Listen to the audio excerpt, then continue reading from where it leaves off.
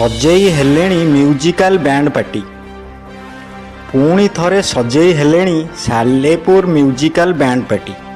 ସାଲେପୁର ଏକ କଳା ଓ ସଂସ୍କୃତିର ଅଞ୍ଚଳ ଭାବେ ବେଶ ପରିଚିତ ଥିବାବେଳେ ଏଠାକାର କଳାକାର ଡିଜେ ପାଇଁ ହାତ ବାନ୍ଧିଥିଲେ।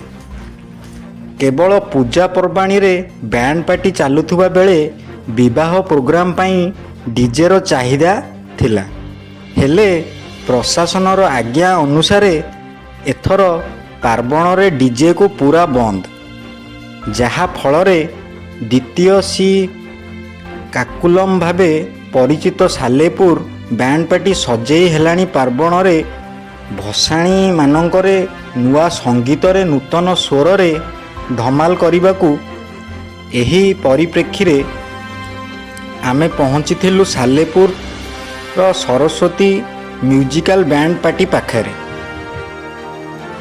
କଳାକାରଙ୍କର ରିହର୍ସାଲ ଜୋରସୋର ଚାଲିଛି, ଯେମିତି ତାଙ୍କ ବ୍ୟାଣ୍ଡ ପାର୍ଟି ଅଞ୍ଚଳ ବାହାରେ ନାମ କମେଇ ଦମାଦାର ପରଫର୍ମାନ୍ସ କରିବ ବୋଲି। ମୋ ନାଁ ସନାତନ ସାମଲ। ମୁଁ ଏଇ ସରସ୍ୱତୀ ମ୍ୟୁଜିକ୍ 2000 ମସିହାରେ ପାର୍ଟି ଷ୍ଟାର୍ଟ ହେଇଥିଲା। ଆମେ ସେଇଠୁ ଆରମ୍ଭ କରୁଛୁ। ସେଇଠୁ ମୁଁ କିବୋର୍ଡ ପ୍ଲେୟାର। ବେପାର ତ ଯାହା ଯେମିତି ହବାଟା ହେଉଛି ଠିକ୍ ଠାକ୍, କିଛି ଅସୁବିଧା ନାହିଁ।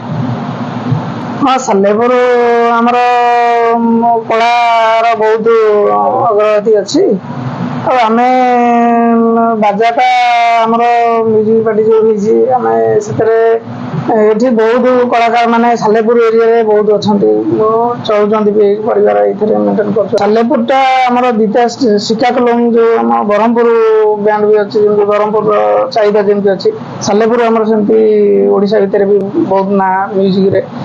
ଆଉ ଡିଜେଟା ଆମର ଯେଉଁ ଯେମିତି ଡିଜେଟା ଚାଲିଛି, ଡିଜେ ତ ଏମିତି ଆସିଛି, ଡିଜେ ତ ଆଗରୁ ସେମିତି ନଥିଲା, କିନ୍ତୁ ମ୍ୟୁଜିକ୍ଟା ତ ବହୁତ ପୁରାତନରୁ ଅଛି। ଆଉ ଡିଜେ ଏମିତି ଅଛି ବି ଚାଲି ଯାଇପାରେ, ଏମିତି ପ୍ରଶାସନ ବି ବହୁତ ଡିଜେ ପାଇଁ ବି ବହୁତ କଟକଣା ବହୁତ ଲଗେଇଛନ୍ତି। ତେଣୁକରି ଆମେ ମ୍ୟୁଜିକ୍ଟା ଯେତେ ଆମର ଆଗେଉଛି, ସରକାରଙ୍କୁ ବି ବହୁତ ଧନ୍ୟବାଦ। ସେ ଯେତିକି ବି ନିୟମ କରିଛନ୍ତି, ଆମେ ସବୁ ସେଇ ନିୟମ ଅନୁସାରେ ବି ଆମେ ଚାଲିଛି।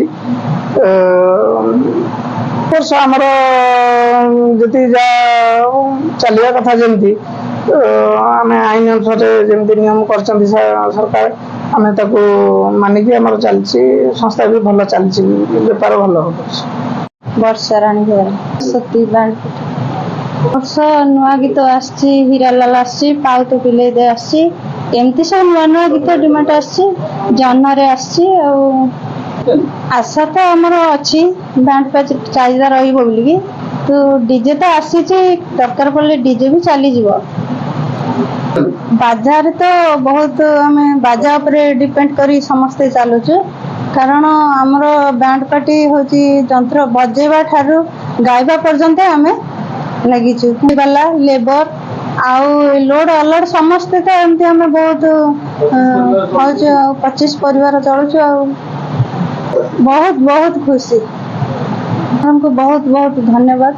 ଯାହା ହଉ ଆମ ବାଜାକୁ ଆଗେଇ ଦେଇଛନ୍ତି, ସେଥିପାଇଁ ବହୁତ ଧନ୍ୟବାଦ ସରକାରଙ୍କୁ ଦଉଛୁ। ନୂଆ ଗୀତ ଭେଟିଦବୁ, ଦର୍ଶକଙ୍କ ମନ ମୋହିବୁ। ରବୀନ୍ଦ୍ର କୁମାର, ସରସ୍ୱତୀ ମ୍ୟୁଜିକ୍ର ମ୍ୟାନେଜର ଅଛି। ବ୍ୟାଣ୍ଡ ପାର୍ଟି ଆମର ଓଡ଼ିଶା ସାରା ସବୁ ଆଡ଼କୁ ଯାଏ, ସାରା ଓଡ଼ିଶାରେ ପ୍ରଭାବ ପକେଇଛି। ପାର୍ଟି ତ ଆମର ଭଲ ଇଏ ଚାଲିଛି, ଆମର ସମ୍ପୂର୍ଣ୍ଣ ଭଲ ଅଛି। ଆଉ ଏ ବର୍ଷ ଚାହିଦା ଭଲ ରହିବ ବୋଲି ଆମର କଟକ, ଭୁବନେଶ୍ୱର, ତାପରେ ଅନୁଗୁଳ, ଏସବୁ ଜାଗାରେ ଆମର କ୍ୟାମ୍ପ କଟା ହେଇଯାଇଛି। ଆମର ଅଛି ସବୁ ସାରା ଓଡ଼ିଶାରେ ଆମର ଦର୍ଶକ ପାଇଁ ସବୁ ଭଲ ଅଛି। ଦର୍ଶକ ବି ଭଲ ଇଏ ରଖିଛୁ, ଆମେ ବି ଭଲ ଇଏରେ ରଖିଛୁ, ସୁବିଧା ରଖିଛୁ। ଚାହିଦା ଆମେ ଭଲ ସୁବିଧା ଚାହିଦା ରଖିଛୁ। ସାଲେପୁର ବ୍ଲକରୁ ଗଗନ ବେହେରା ଦାସଙ୍କ ରିପୋର୍ଟ, G9 ଓଡ଼ିଆ।